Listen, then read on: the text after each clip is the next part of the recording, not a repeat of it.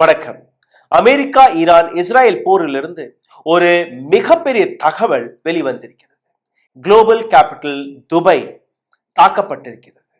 ஈரானின் தாக்குதல் எதற்காக துபாயை நோக்கி இந்த அளவில் நகர்ந்து கொண்டிருக்கிறது? எதற்காக ஈரான் துபாயை நம்பர் 1 டார்கெட்டாக எடுத்து வைத்திருக்கிறது?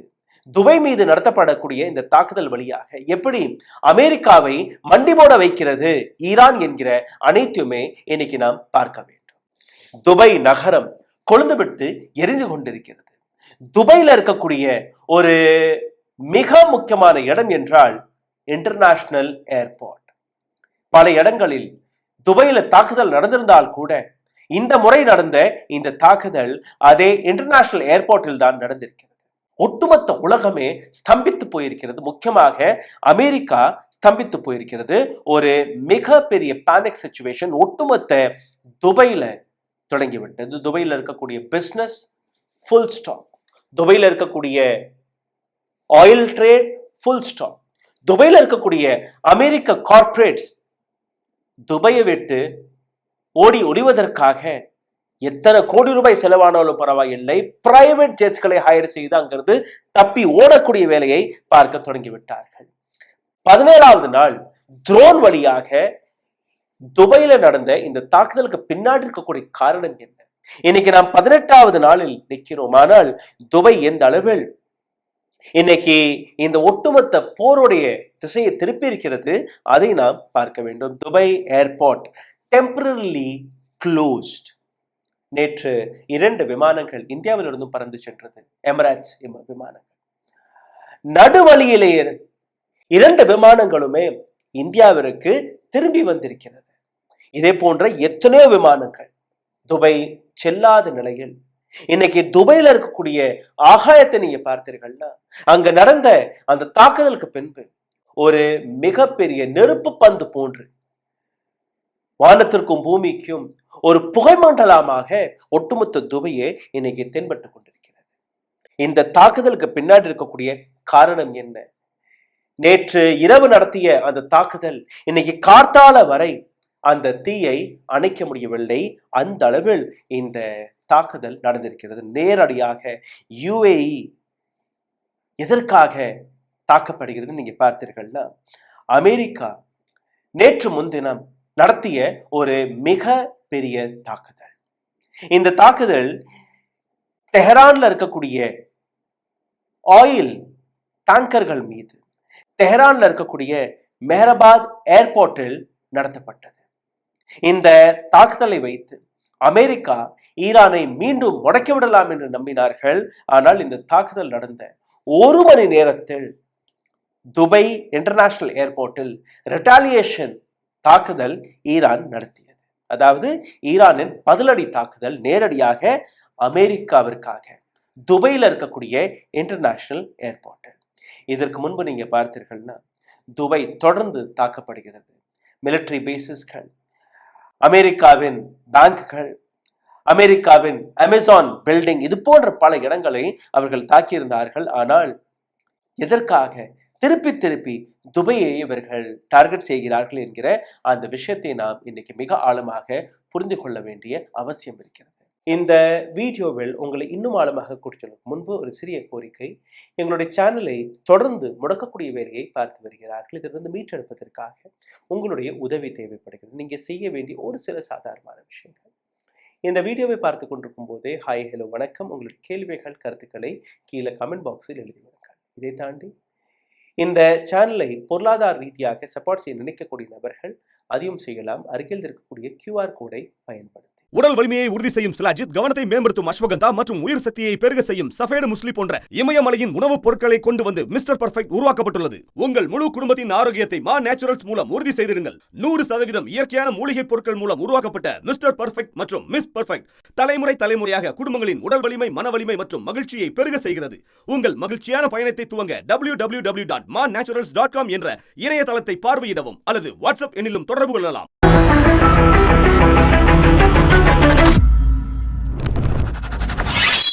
அமெரிக்கா அண்ட் ஐரோப்பிய நாடுகளை சார்ந்த மிகப்பெரிய பணக்காரர்கள் இப்போ துபாயில் வசிக்கக்கூடிய வேலையை பார்க்கிறார்கள். இந்த போர் தொடங்கியதிலிருந்து அவர்கள் அங்க சிக்கி தவித்துக் கொண்டிருக்கிறார்கள், தன்னுடைய உயிரை காப்பாற்றிக் கொண்டிருக்கிறார்கள்.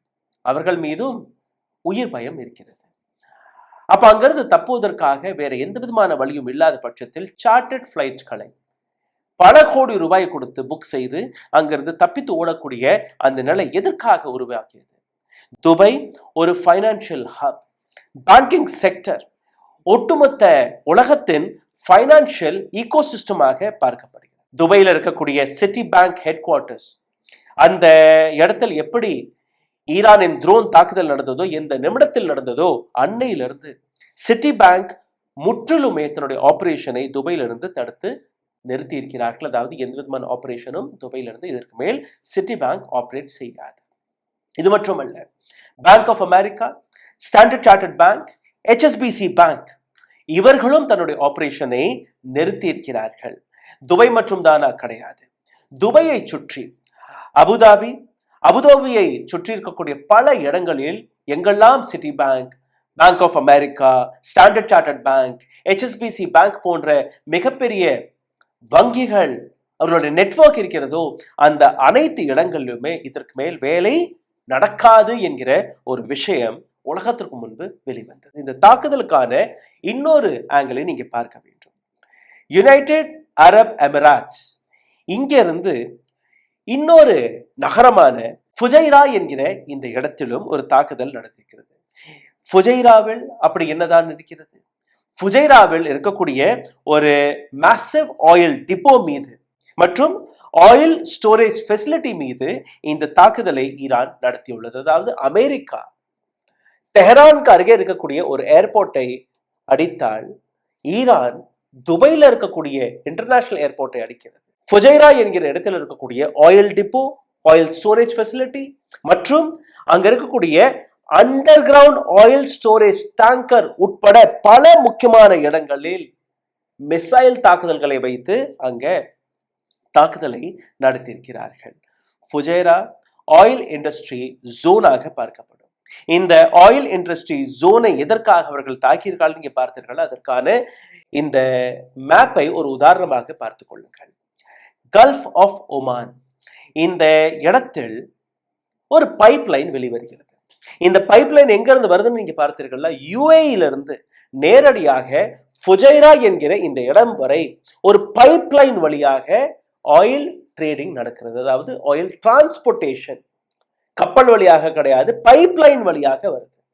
ஃபுஜைரால இருந்து இந்த பைப் லைன் வழியாக வரக்கூடிய எண்ணெயை கல்ஃப் ஆஃப் ஒமான் வழியாக உலகத்திற்கு சப்ளை செய்யக்கூடிய வேலை, எக்ஸ்போர்ட் செய்யக்கூடிய வேலையை இங்கிருந்து பார்க்கிறார்கள். அதாவது ஸ்ட்ரேட் ஆஃப் ஹார்மோஸை பற்றி கடந்த 15-17 நாட்களாக நீங்க கேள்விப்பட்டிருப்பீர்கள். இந்த இடத்திலிருந்து வரக்கூடிய கப்பல்கள் அனைத்தையுமே ஈரான் தாக்கி வருகிறது. எந்த கப்பலையுமே அங்கிருந்து வெளியே போக விடுவதல்ல. ஒட்டுமொத்த ஸ்ட்ரேட் ஆஃப் ஹார்மோஸ் ஈரானின் கண்ட்ரோலில் இருப்பதை நீங்க நிச்சயமாக கேள்விப்பட்டிருப்பீர்கள்.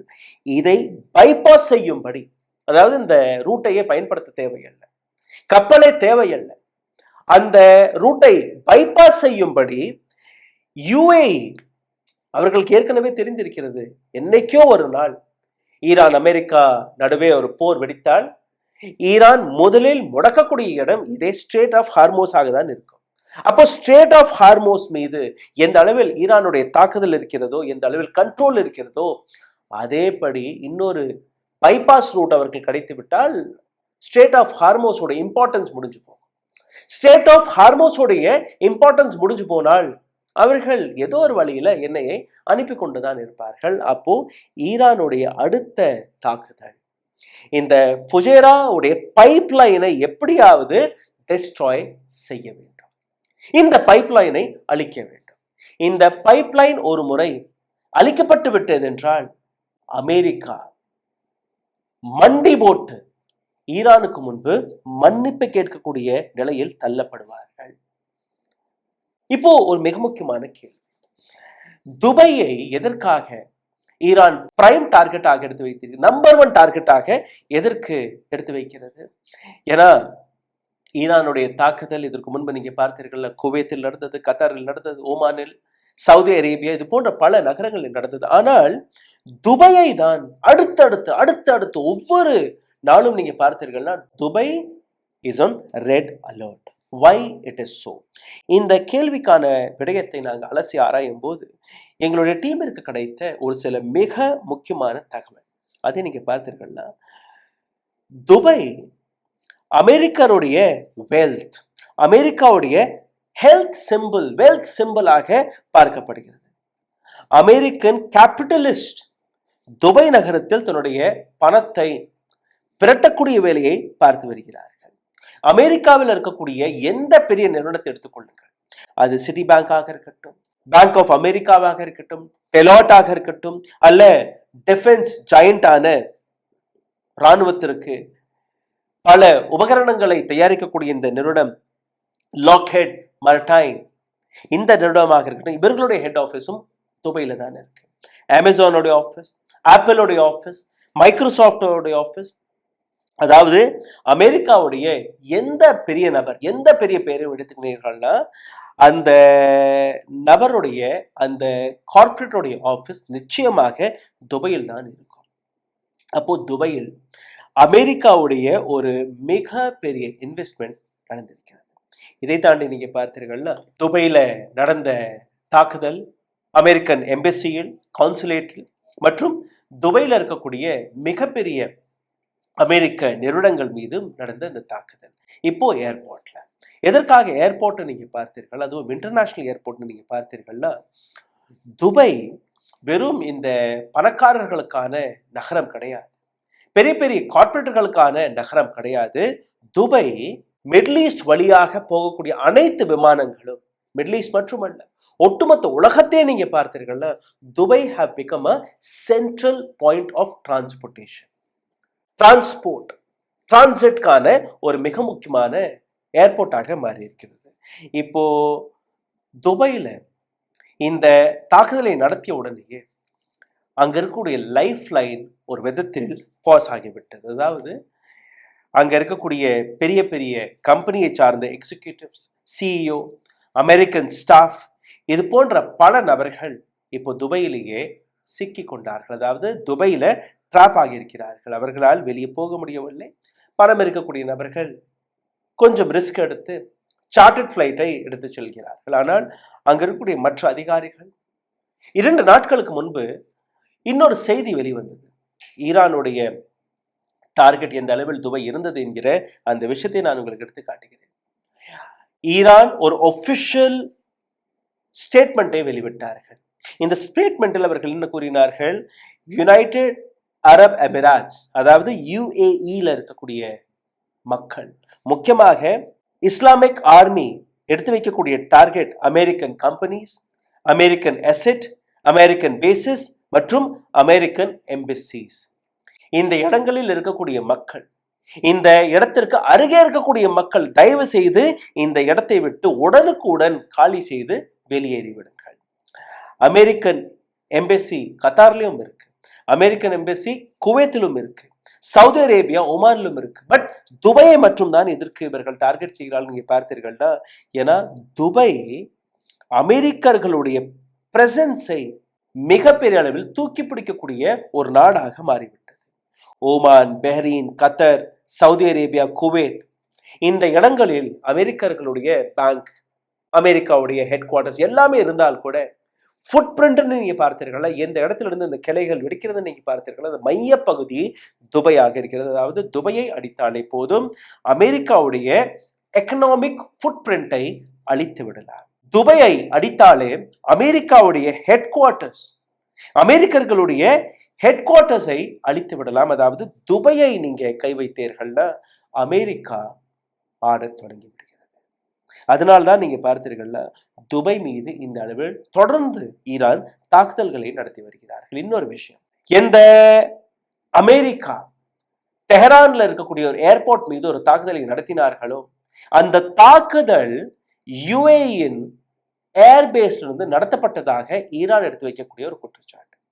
யுஏஇன் மண்ணில இருந்து எங்க நாட்டின் மீது, எங்க நாட்டில் இருக்கக்கூடிய ஏர்போர்ட் மீது ஒரு தாக்குதல் நடந்திருக்கிறது.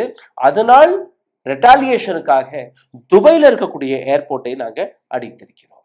2வது நீங்க பாருங்க, மல்டிபிள் அட்டாக்ஸ் ஆன் ஃபுஜேரா. நான் தொடக்கத்திலேயே காட்டிய அந்த மேப்பை மறுபடியும் நீங்க இன்னைக்கு கவனமாக பார்க்க வேண்டிய அவசியம் இருக்கிறது. ஃபுஜேரா யுஏஇல இருக்கக்கூடிய ஒரு மேஜர் போர்ட்களில் ஒன்று. இன்னொரு விஷயத்தை நீங்க பார்த்தீர்கள்னா பிக்கெஸ்ட் எக்ஸ்ப்ளோஷன் இந்த ஃபுஜேரா என்கிற இடத்தில் தான் நடந்திருக்கிறது. நீங்க அந்த காட்சிகளை பார்த்தீர்கள்னா உங்களுக்கு புரிய வரும் எந்த அளவில் தீப்பற்றி எரிந்து கொண்டிருக்கிறது. இன்னைக்கு ஃபுஜேராவுடைய நிலை என்ன? ஃபுஜேராவில் இருந்து எந்த விதமான எண்ணெயும் இதற்கு மேல் வெளியே போகவில்லை. ஃபுஜேராவும் ஒரு விதத்தில் முடக்கப்பட்டு விட்டது. Ultimately Fujairah is stopped by Iran. Strait of Hormuz மீது எங்களுடைய கண்ட்ரோல் எப்படி இருக்கிறதோ, அதாவது யுஏஇலிருந்து கல்ஃப் நாடுகளுக்கு சாதாரணமாக இந்த ஸ்டேட் ஆஃப் ஹார்மோஸ் வழியாக 50% கச்சா எண்ணெய் டிராவல் ஆகும். அந்த 50%ஐ ஈரான் முடக்கி வைத்திருக்கிறது. Because state of Hormuz is in control with Iran. Now அபுதாபியிலிருந்து தொடங்கி ஃபுஜேரா வரை கிட்டத்தட்ட 400 கிலோமீட்டர் நீளமான ஒரு பைப் லைனை அவர்கள் போட்டிருக்கிறார்கள். இந்த பைப் லைன் வழியாக 1.5 மில்லியன் பேரல் 1.5 மில்லியன் பேரல்னா 15 லட்சம் பேரல் ஒரு நாளைக்கு இந்த பைப்லைன் வழியாக எண்ணெயை அவர்கள் எக்ஸ்போர்ட் செய்கிறார். ஹப்ஷான் என்கிற இந்த இடம் அபுதாபியில் இருக்கிறது. இந்த இடத்திலிருந்து கச்சா எண்ணெயை பைப்லைன் வழியாக அவர்கள் அனுப்புகிறார்கள். இந்த மேப்பை கவனமாக பாருங்கள். அபுதாபியில் இருக்கக்கூடிய ஹப்ஷான் என்கிற இந்த இடம் இங்கிருந்து கிளம்பி இந்த பைப்லைன் வழியாக ஃபஜேராவிற்கு இந்த கச்சா எண்ணெய் வருகிறது. இந்த கச்சா எண்ணெய் இங்கிருந்து வந்த உடனேயே கல்ஃப் ஆஃப் ஒமான் வழியாக அமெரிக்கா, ஐரோப்பிய நாடுகள் அல்ல மற்ற நாடுகளுக்கு ஸ்டேட் ஆஃப் ஹார்மோஸை தொடாமலேயே, அதற்கு அருக கூட நெருங்காமலேயே இந்த கச்சா எண்ணெயை இவர்கள் அனுப்பி கொண்டிருக்கிறார்கள். பெர்ஷியன் கல்ஃப் இந்த ரீஜன் வழியாக இந்த எண்ணெய் பாஸ் ஆகிறது. எந்த விதமான தடையும் கிடையாது. அதனால்தான் இப்போ ஈரான் இந்த இடத்தில் துபாய் ஒன்று, இரண்டாவது ஃபர்ஜ், இந்த 2 இடங்களையும் டார்கெட் செய்வதற்கான காரணம் துபாயில இருக்கக்கூடிய எக்கனாமிக் பேக் போனை உடைக்கணும். 2வது யுஏஇல இருக்கக்கூடிய ஃபுஜேரா என்கிற இந்த இடம். இந்த 2 இடத்தையுமே அடித்தாலே போதும் அமெரிக்காவுடைய எக்கனாமிக் பேக் போன் உடைந்து போகும். இதுதான். அப்ப இந்த மெசேஜ் எந்த விதமான மெசேஜை ஈரான் கொடுக்கிறது? இந்த மெசேஜ் நேரடியாக அமெரிக்காவிற்காகவா? இந்த மெசேஜ் டொனால்ட் ட்ரம்பிற்காகவா? இந்த மெசேஜ் நேத்தன்யாஹுவுக்காகவா? அல்ல கல்ஃப் நாட்டில் இருக்கக்கூடிய அந்த மொனார்கிஸ், கிங்ஸ் ஆஃப் கல்ஃப், சவுதி அரேபியாவின் கிங், கத்தர், குவைத், ஒமான், யுஏஇ, இந்த நாடுகளில் இருக்கக்கூடிய கிங்ஸ்களுக்கு இந்த மெசேஜா என்று நீங்க பார்த்தீர்கள்னா நீங்க ஒரு விஷயத்தை கவனமாக பார்க்க வேண்டும். அரபு நாடுகளில் இருக்கக்கூடிய சிவிலியன்ஸ்கள் மீது ஈரான் இதுவரை தாக்குதலை நடத்தவே இல்லை. ஒரு கேஷுவாலிட்டி கூட துபாயாக இருக்கட்டும், குவைத்தாக இருக்கட்டும், ஓமானாக இருக்கட்டும், இது போன்ற எந்த இடத்துலையுமே ஹியூமன் கேஷுவாலிட்டி நடக்கவில்லை. 1-2 ஏதாச்சும் நடந்திருக்கலாம். நடத்தப்பட்ட அனைத்து டார்கெட்ஸ்களுமே சிவிலியன் ஏரியாஸ்களில் நடக்கவில்லை. எந்த இடத்துல இந்த தாக்குதல் நடந்திருக்கு நீங்க பார்த்தீர்களா? அமெரிக்கா பேசஸ்கள், அமெரிக்கா பில்டிங்ஸ்கள், அமெரிக்கா நிறுவனங்கள் மீது.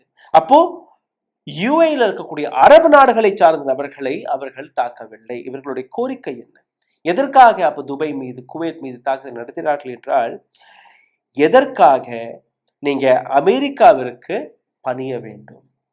எதற்காக அமெரிக்காவிடம் நீங்க இந்த அளவில் பயந்து நடுங்கி கொண்டு இருக்கிறீர்கள்? அமெரிக்கா நீங்க செய்யக்கூடிய பிசினஸ்ல இருந்து ஒரு மெஜாரிட்டி பணத்தை அமெரிக்கா எடுத்து செல்கிறது. பாதுகாப்பு என்கிற விஷயத்தை வைத்து பாதுகாப்பு கொடுக்கிறோம் என்று கூறி உங்களிடம் இருக்கக்கூடிய பணத்தை அவர்கள் சுரண்டி கொண்டிருக்கிறார்கள். ஆயில் டிரான்ஸ்போர்ட் பேஸ், அமெரிக்காவுடைய ஆயில் டிரான்ஸ்போர்ட் பேஸ் யுஏஇல இருக்கு. எக்கனாமிக் பேஸ் யுஏஇல இருக்கு. அமெரிக்காவுடைய மிலிட்டரி பேஸ் இதுவும் யுஏஇல தான் இருக்கு. அப்ப இந்த இடத்தில் இங்க இருக்கக்கூடிய அமெரிக்க பேசஸ்களில் மட்டும்தான் அந்த டார்கெட் நடந்திருக்கிறது. இதற்கான காரணம் அமெரிக்க companies, American bank, Amazon, Microsoft இது போன்ற பெரிய பெரிய ஜெயின்ஸ்கள் மீது இந்த தாக்குதலை நடத்தி கல்ஃப் நாடுகளில் இருக்கக்கூடிய அந்த ராஜாக்களை அவர்களுக்கு ஒரு மெசேஜை கொடுக்கிறார்கள்.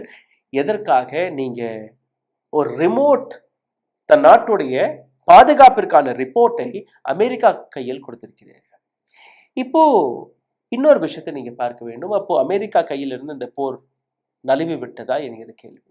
அப்ப இந்த போர் ஷிஃப்ட் ஆகி இன்னைக்கு ஈரான் கையில் போய் சிக்கிவிட்டதா என்கிற இன்னொரு கேள்வி. அயத்துல்லா கமேனியின் மகன் முஜ்தபா கமேனி அவர் வெற்றி பெற்றுக் கொண்டிருக்கிறாரா என்று நீங்க கேட்டீர்கள்ல, நிச்சயமாக இங்க எப்படி தாக்குதல் நடக்கிறதோ அதே போன்ற தாக்குதல் ஈரானிலும் நடக்கிறது. ஆனால் ஈரான் ரொம்பவே ரொம்பவே ஷார்ப் மெஷர்ஸ்களை எடுத்து அவர்கள் எடுத்து வைக்கக்கூடிய தாக்குதல் கரெக்டா எந்த இடத்தில் அதிக சேதாரம் நடக்குமோ, அதாவது உயிர் பலி போக தேவையில்லை, அமெரிக்காவிற்கு எங்க வலிக்குமோ அந்த இடத்தில் அவர்கள் குறிவைத்து தாக்கி கொண்டிருக்கிறார்கள். இன்னைக்கு அமெரிக்கா தனியாக எந்த விதமான சப்போர்ட்டும் இல்லாமல் இந்த போரில் எதற்காக நம்ம குதித்தோம் என்கிற அந்த கன்ஃபியூஷன்ல இருக்கிறார்கள். காரணம், ஒட்டுமொத்த ஐரோப்பிய நாடுகள், அது பிரிட்டனாக இருக்கட்டும், ஸ்பெயினாக இருக்கட்டும், பிரான்ஸாக இருக்கட்டும், இது போன்ற அனைத்து நேட்டோ நாடுகளும் இது எங்களுடைய போர் கிடையாது, இது அமெரிக்காவுடைய போர், இது நேதன்யாவுடைய போர், நீங்களே இதை ஹேண்டில் செய்து கொள்ளுங்கள்.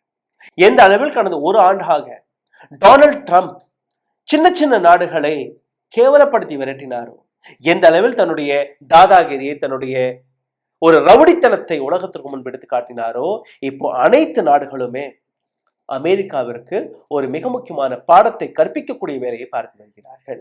ஜப்பான், ஆஸ்திரேலியா மிலிட்டரி சப்போர்ட்டை நாங்கள் கொடுக்க மாட்டோம் என்று கூறிவிட்டார்கள். ஜெர்மனி, பிரான்ஸ், பிரிட்டன், ஸ்பெயின் இவர்களும் நாங்கள் எந்த விதமான சப்போர்ட்டும் கொடுக்க மாட்டோம் என்று கூறிவிட்டார்கள்.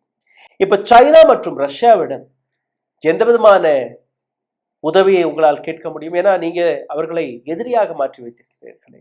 அப்போ அமெரிக்கா எந்த அளவில் யுஏஇ மீது தன்னுடைய மிகப்பெரிய இன்வெஸ்ட்மெண்ட்டை, மிகப்பெரிய நம்பிக்கை வைத்ததோ, அந்த இடத்திலிருந்து வரக்கூடிய எண்ணெயாக இருக்கட்டும், மிலிட்டரி பேசஸ்களாக இருக்கட்டும், அல்ல அவர்களுடைய அமெரிக்கன் மிக முக்கியமான ஸ்பாட்ஸ்களாக இருக்கட்டும், அனைத்துமே டார்கெட் செய்யும் போது நேரடியாக இன்னைக்கு டொனால்ட் ட்ரம்ப் மீது ஒரு மிகப்பெரிய பிரஷர் வர தொடங்கிவிட்டது. அமெரிக்கா வேணா கூறலாம், நாங்க அலி கமனேயை கொன்று விட்டோம், அங்க இருக்கக்கூடிய ஆர்மி சீஃபை கொன்று விட்டோம், மிலிட்டரி ஹெட் குவார்டர்ஸ்களை நாங்கள் அழித்து விட்டோம், நாங்க வெற்றி பெற்று விட்டோம் என்று ஏராளமான கட்டுக்கதைகளை எடுத்து வைக்கலாம். ஆனால் உண்மை என்ன? உண்மை நீங்க பார்த்தீர்கள்னா, அமெரிக்கா ஒரு எக்ஸ்கியூஸை தேடிக்கொண்டிருக்கிறது. எப்படியாவது இந்த போரிலிருந்து நழுக்கடாம நழுவி போயிடலாம். அப்படி தப்பி தவறி அமெரிக்கா நழுக்கடாம இந்த இடத்துல இருந்து போனால் கூட, சே ஃபார் எக்ஸாம்பிள், நாளைக்கே அமெரிக்கா நாங்க மிசைல் தாக்குதல் நடத்த மாட்டோம், நாங்க அமைதியாக இருப்போம், உலக நாடுகளுக்கு முன்பு நாளைக்கு போய் நாங்க பாருங்க நாங்க எந்த விதமான தாக்குதல் நடத்தவில்லை, ஈரான் தான் இந்த தாக்குதல் நடக்கிறது, அப்ப ஈரானை நாங்க எங்க சைட்ல வந்து சீஸ்ஃபயரை அறிவித்து விட்டோம், நீங்களும் சீஸ்ஃபயர் அறிவிங்க. அந்த மெசேஜை கொடுக்கும்போது ஈரான் ஏற்கனவே ஒரு ஸ்டேட்மெண்டை கொடுத்தது, அமெரிக்கா இந்த போரிலிருந்து இதற்கு மேல் தப்பிக்க முடியாது, அமெரிக்கா எங்கள் மீது தாக்குதலை நிறுத்தினால் கூட எங்களுக்கு எழுத்து வடிவமாக எங்கள் மீது இதற்கு மேல் தாக்குதல் நடக்காது என்கிற ஒரு உத்தரவாதத்தை உலக நாடுகள் கொடுக்க வேண்டும். முக்கியமாக கல்ஃப் நாடுகளில் இருக்கக்கூடிய சோகால் ராஜாக்கள், இவர்கள் அந்த உத்தரவாதத்தை கொடுக்க வேண்டும். இரண்டாவது, அமெரிக்கா கல்ஃப் ரீஜன்ல இருக்கும் வரை இந்த தாக்குதல் தொடங்கி கொண்டே இருக்கும், நாங்க நிக்க மாட்டோம். கல்ஃப் நாட்டிலிருந்து அமெரிக்கா தன்னுடைய மூட்டை முடிச்சை கட்டி அங்கிருந்து வெளியேறாத வரை இந்த தாக்குதல் தடுத்து நிறுத்தப்படாது. This is what Iran had said now.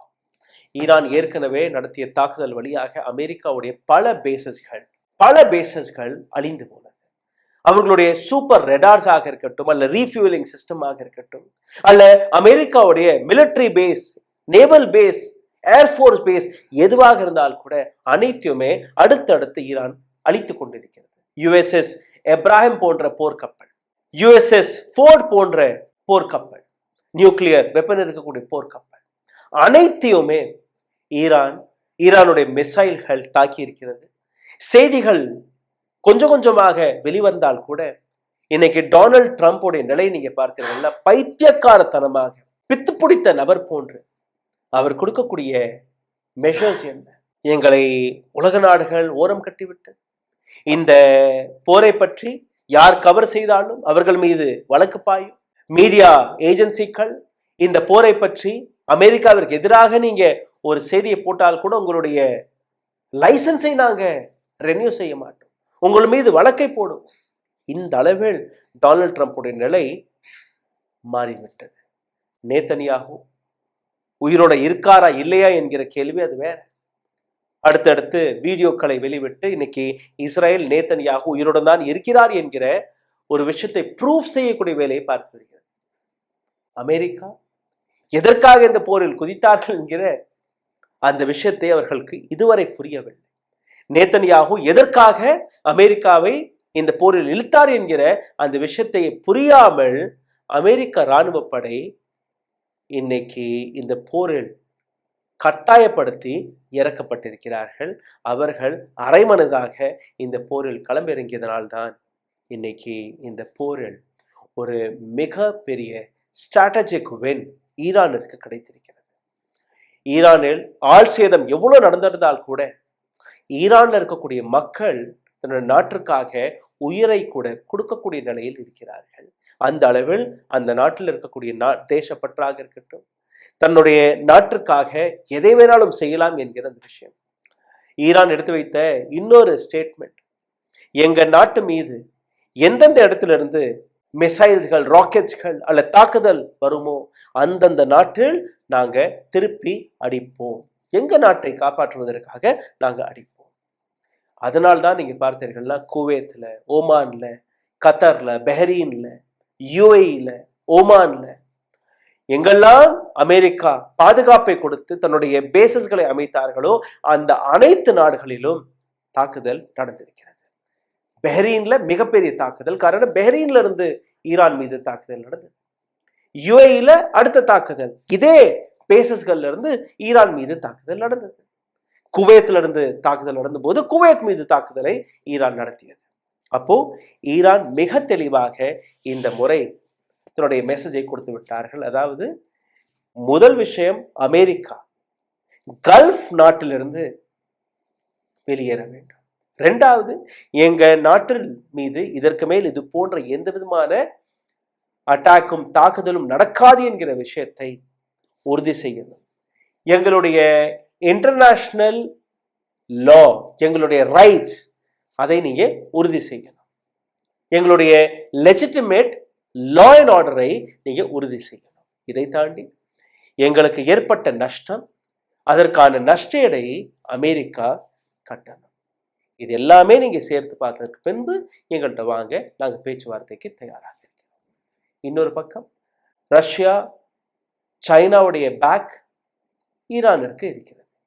உலக நாடுகளில் இருக்கக்கூடிய ஏராளமான நாடுகள், அமெரிக்காவுடைய அராஜகத்தை பொறுத்து கொள்ளாத பல நாடுகள் இன்னைக்கு தைரியமாக ஈரானுடன் வந்து நிற்க தொடங்கிவிட்டார்கள். சிந்தித்து பாருங்கள், ஜியோ பாலிட்டிக்ஸ் எந்த அளவில் இந்த போருடைய திசையை மாற்றிவிட்டது. துபை கொழுந்து விட்டு எரிந்து கொண்டிருக்கிறது. துபையில் இருக்கக்கூடிய அமெரிக்கர்கள் உயிரை காப்பாற்றிக் கொள்வதற்காக கோடிக்கணக்கான ரூபாயை கொடுத்து ஓடி ஒளியக்கூடிய வேலையை பார்த்து வருகிறார்கள். நன்றி, வணக்கம். ஊடகம் கார்ப்பரேட் அரசியல்வாதிகளின் கைப்பாவையாக, அடிமைகளாக இருந்தது போதும். இனி சாட்டை எடுத்து சுழற்றும் நேரம் வந்துவிட்டது. ஊடகம் பொதுமக்களாகிய உங்களுக்காக, உங்களாலேயே இயக்கப்பட வேண்டும். ஊடக சுதந்திரத்திற்காக உங்களின் பங்களிப்பை இன்றே அளித்திடுங்கள்.